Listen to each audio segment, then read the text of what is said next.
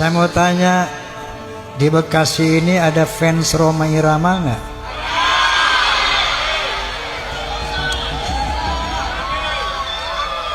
Memperingati Maulid Nabi tak lain dan tak bukan dalam rangka memperdalam, mempertajam pengenalan kita terhadap sosok beliau sallallahu alaihi wasallam, sehingga muncullah ketakjuban kita, kekaguman kita, kecintaan kita kepada beliau, yang akhirnya muncullah ketaatan kita kepada beliau sallallahu alaihi wasallam.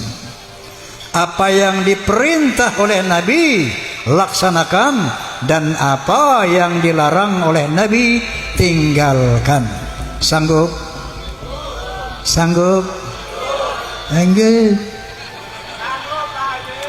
Wa qala ta'ala aydan, qul in kuntum tuhibbunallah fattabi'uni yuhibbukumullah wa yaghfir lakum dhunubakum wallahu ghafurur rahim. Sadaqallahul azim.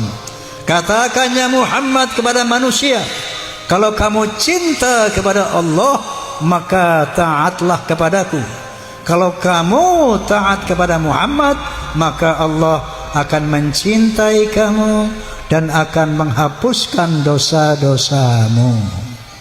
Mau dicintai Allah, mau diampuni dosa kita oleh Allah, syaratnya taat kepada Nabi sallallahu alaihi wasallam, karena ketaatan kepada Nabi adalah ketaatan kepada Allah Subhanahu wa taala. Nah, karena itu izinkan saya menjelaskan biografi singkat beliau.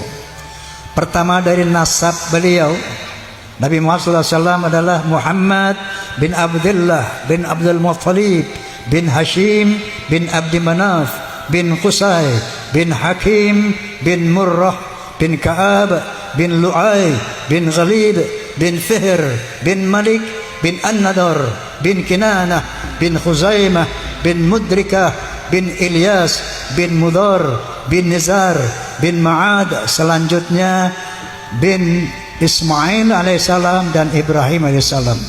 Terkonfirmasi nasab beliau nyambung kepada Nabi Ismail alaihissalam dengan haplogrup J1. Jadi kalau ada yang ngaku-ngaku turunan Nabi, harus haplogrupnya J1. Paham? Kenapa Nabi nggak marah, Bu? Tahu sebabnya? Dihina, kamu penipu, kamu nabi palsu. Nggak marah. Kenapa? Karena beliau yakin beliau adalah nabi beneran. Paham? Coba Musailimah al-Kadzab, nabi palsu, dikoreksi, dikritik, marah, ngamuk. Kenapa? Karena nabi palsu. Nabi nggak marah. Kenapa? Wa kafa billahi syahida. Cukup Allah yang tahu bahwa aku adalah Rasulmu ya Allah. Ini akhlak Nabi. Jadi ketika ada orang-orang yang mengaku-ngaku turunan Nabi, ketika dikoreksi, kalian ini bukan turunan Nabi, marah. Asli apa palsu?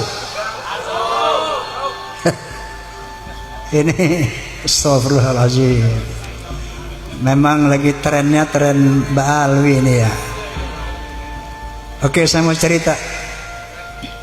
Boleh? Insya Allah. Doakan. Saya mau cerita ini. 50 tahun yang lalu. Oh, masih saya muda. Masih saya sedang ganteng-gantengnya. Sekarang ya masih ganteng ya enggak? Masih saya muda. Saya berkesempatan ceramah duet dengan seorang Habib. Ini Habib bicara lebih awal. Sama-sama Habib muda.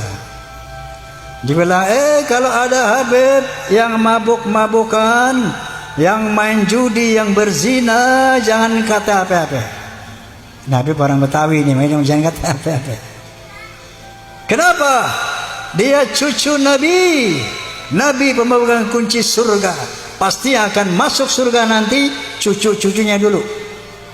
Walaupun dia maksiat segala macam, jangan bilang apa-apa. Dia ahli surga. Saya mendengar itu tersentak. Kenapa? Setahu gua ngaji dari dulu nggak ada cerita-cerita begini. Langsung begitu giliran saya naik, alafu beb, anak koreksi antum. Kalau anda bilang bahwa turunan Nabi itu pasti masuk surga, mana dalilnya?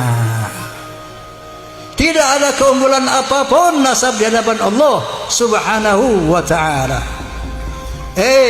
Anak Nabi masuk neraka. Nabi siapa? Nabi Nuh. Bapak Nabi masuk neraka. Bapak siapa?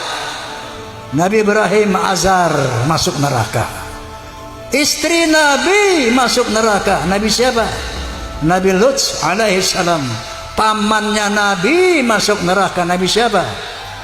Nabi Muhammad SAW. Lo siapa? Faham? Ente siapa? Inna lillahi wa inna ilaihi raji'un. Setelah saya katakan itu, ramai ini satu masjid. Besoknya saya dipanggil sama satu Habib sepuh. Panggil, ya Bib, siap Bib. Mohon dikoreksi Bib. Kemarin lu ngomong apa?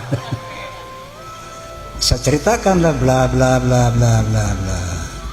Oh iya, emang tuh anak salah tuh Habib tuh. Tapi ente benar.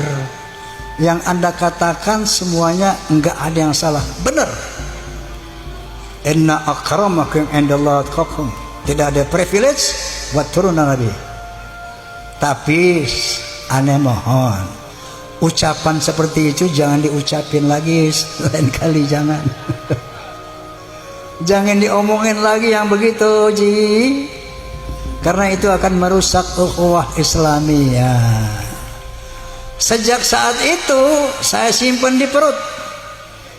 Saya nggak buka-buka, nggak ngomong lagi, nggak mengkritisi lagi para Habib ini. Lama-lama 50 tahun, Masya Allah. Saya dengar begini, saya dengar begitu, berita khurafat dan sebagainya. Ada istri orang yang dibawa kabur. Ada anak orang yang Masya Allah. Macam-macam itu kita lihat kisah-kisah jahiliyah mereka.